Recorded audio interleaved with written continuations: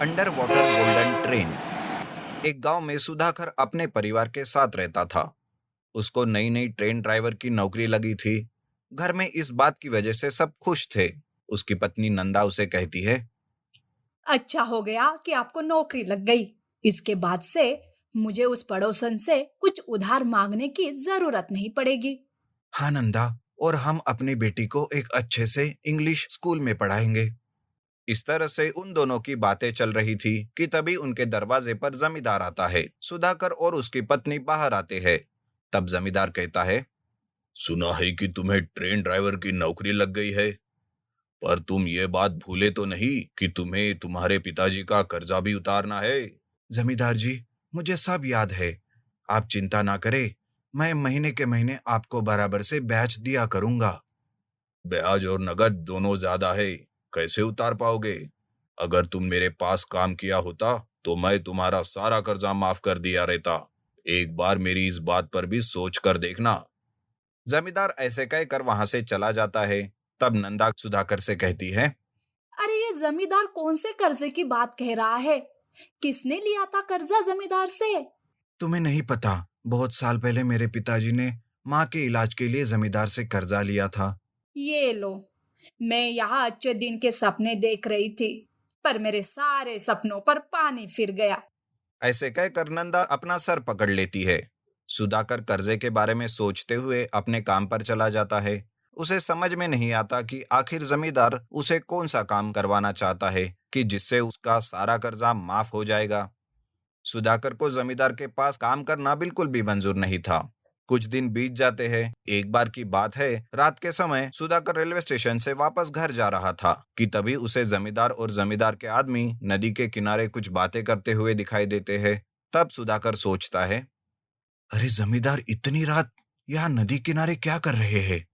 जाने दो, हो सकता है उसका ही कोई काम होगा, मुझे उससे क्या। ये सोचकर सुधाकर बिना कुछ कहे वहां से घर चला जाता है। सुधाकर को हमेशा रात के समय जमींदार और उसके आदमी नदी किनारे दिखाई देते हैं, जिस वजह से उसे शक होने लगता है। वो सोचता है, कमाल है, आज भी ये लोग नदी किनारे पर ही है। आज तो मैं इस बात का पता लगाकर ही रहूंगा कि आखिर इतनी रात गई ये लोग यहाँ क्या कर रहे हैं। ऐसा सोचते हुए सुधाकर चुपके से उनके पास जाता है। वहां पर कुछ बॉक्स पड़े हुए रहते हैं। वो सारे लोग उन बॉक्स को नदी में फेंक देते हैं और साथ ही साथ खुद भी नदी में छलांग लगाते हैं। थोड़ी देर के बाद में सुधाकर भी नदी में छलांग लगाता है। सुधाकर उनके पीछे पीछे अंडर वाटर में उनको ढूंढने लगता है। थोड़ी देर इधर उधर देखने के बाद सुधाकर को एक अंडर वाटर ट्रेन दिखाई देती है, जिस पर ढेर सारा सोना रखा हुआ रहता है और साइड में जमींदार और उसके आदमी भी रहते हैं। तब जमींदार अपने आदमियों से कहता है, जल्द से जल्द ये सोना यहाँ से रवाना करना होगा। किसी की नजर इस पर गिर गई तो हमारा अंडा फूट जाएगा। पर जमींदार जी, इसके लिए तो हमें किसी ट्रेन ड्राइवर की जरूरत है। आपने तो कहा था कि हमारे पास एक ट्रेन ड्राइवर है, वो कहाँ है? तुम उसकी चिंता मत करो, कल ही मैं उसे यहाँ लेकर आऊंगा। इस तरह सुधाकर उन लोगों की सारी बात सुन लेता है। सुधाकर समझ जाता है कि क्यों उस जमींदार ने उसे अपने पास काम करने के लिए कहा था और उसका कर्जा माफ करने के लिए वो तैयार हो गया था। सुधाकर चुपचाप वहां से निकलकर अपने घर चला जाता है। दूसरे दिन वो जमींदार फिर से सुधाकर के घर आ जाता है और उसे फिर से अपने यहाँ काम करने के लिए कहता है। तब सुधाकर भी जमींदार की बात मान लेता है और काम करने के लिए तैयार होता है। लेकिन ये सब सुधाकर का नाटक रहता है। जमींदार बड़ा ही खुश होकर वहां से चला जाता है। तब नंदा उसे कहती है, अरे ये क्या किया आपने? आपने जमींदार की बात कैसे मान ली? अरे तुम्हें इसका पता तो कल ही चल जाएगा, थोड़ा धीरज रखो। ऐसा कहते हुए सुधाकर वहां से चला जाता है। शाम को जमींदार के पास वो जब जाता है, तब जमींदार सुधाकर को लेकर नदी किनारे जाता है और दोनों भी अंडर वाटर गोल्डन ट्रेन के पास जाते हैं। इतना सारा सोना देखकर सुधाकर चौंक जाने का नाटक करता है। जमींदार से मिलने से पहले ही सुधाकर पुलिस को सारी खबर दे चुका था, इसलिए पुलिस भी उसके पीछे पीछे उस अंडर वाटर गोल्डन ट्रेन तक पहुंच जाते हैं। पुलिस को वहां देखकर जमींदार चौंक जाता है। पुलिस कहती है, जमींदार जी, ये बहुत ही अच्छा काम कर रहे हो। अच्छा चेहरा बना के पीछे सब काला ही काला है। मैंने तो तुम्हें उसी रात देख लिया था जमींदार, बस तुम्हें रंगे हाथ पकड़ना था, इसलिए मैंने यह सब नाटक किया। इस तरह पुलिस जमींदार को पकड़कर जेल में डाल देते हैं। Sudhakar under water golden train को चलाते हुए बाहर आता है। इस तरह सारा सोना पुलिस जब्त कर देते हैं और उसके बदले में सुधाकर को अच्छा इनाम भी मिलता है। इस तरह सुधाकर की नौकरी भी कायम रहती है और उसका कर्जा भी माफ हो जाता है। Underground water slide house. Sundargarh नाम का एक गांव था जहां पर सांबा नाम का एक चोर था। वो हमेशा चोरी करता लेकिन पुलिस के हाथ कभी नहीं लगता और ना ही वो कोई सबूत छोड़ता, जिस वजह से पुलिस सिर्फ उस पर शक करती लेकिन कभी गिरफ्तार नहीं कर सकती। एक बार सांबा बैंक में जाकर चोरी करता है और सारा चोरी किया माल लेकर वो गायब हो जाता है। पुलिस सांबा के पास जाकर बात करती है। सांबा, सच सच बता, चोरी किया हुआ रुपया तूने कहाँ पर रखा है? अगर आपको मुझ पर इतना ही शक है तो जाओ घर के अंदर और ढूंढ लो। बेवजह मेरा टाइम खराब मत करो। ठीक है बेटा, बहुत मस्ती चढ़ी है तुझे। एक ना एक दिन तो निकालूंगा तेरी ये मस्ती। हाँ हाँ साहब, जब आप बोलो जहाँ बोलो हाजिर हो जाऊंगा। ऐसा कहकर सांबा मन ही मन में मुस्कुराता है और पुलिस वहां से चली जाती है। उसी गांव में रामलाल नाम का एक धनिक आदमी रहता है। वो बड़ा ही दयालु आदमी था। अगर कोई उसके पास मदद मांगने जाता तो वो खुले हाथों से उसकी मदद करता। उसका एक रवि नाम का दोस्त था जो उस पर बहुत जलता था। एक बार रवि रामलाल से कहता है, अरे ये क्या रामलाल, तुम आखिर इतनी खैरात क्यों बांटते हो? अरे रवि, जितना बांटूंगा उतना ही वापस भी आएगा ना। तुम नहीं समझोगे, तेरे पास है कहा।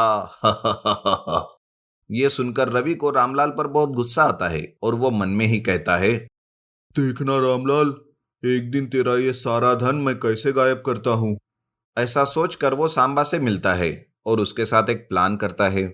सांबा भी रवि की सारी बात मान लेता है और मौका देखकर एक दिन सांबा रामलाल के यहाँ चोरी करता है और सारा धन लेकर वो रवि को दूसरे दिन गांव के तालाब के पास आने के लिए कहता है। रवि वहां आकर कहता है, अरे सांबा, मुझे यहाँ पर क्यों बुलाया? अरे भाई, तू अभी मेरा पार्टनर है तो तुझे मेरे ठिकाने के बारे में पता होना चाहिए ना।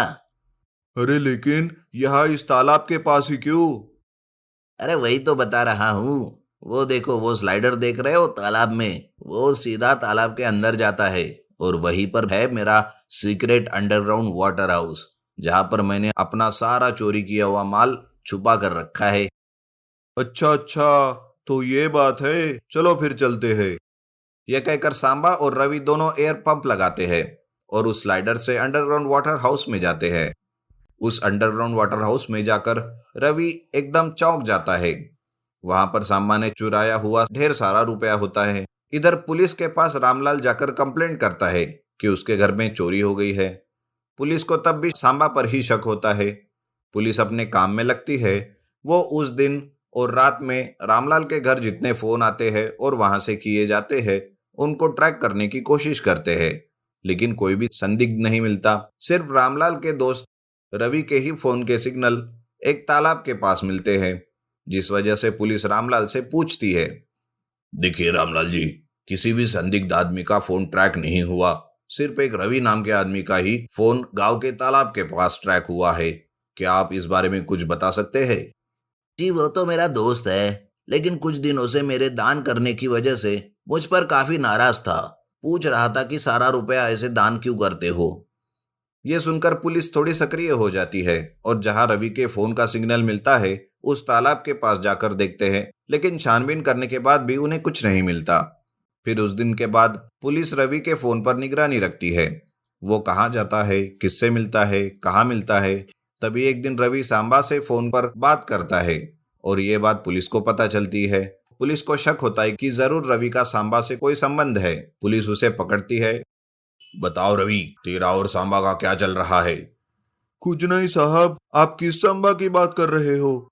यह सुनकर पुलिस रवि को खूब पीटती है, जिस वजह से रवि उन्हें सब कुछ बता देता है।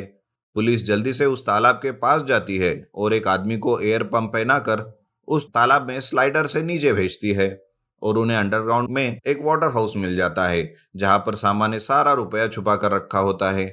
इस बात पर पुलिस सांबा को पकड़ लेती है और सारा जब्त किया हुआ रुपया उन्हें वापस कर दिया जाता है और सांबा को जेल भेजते हैं।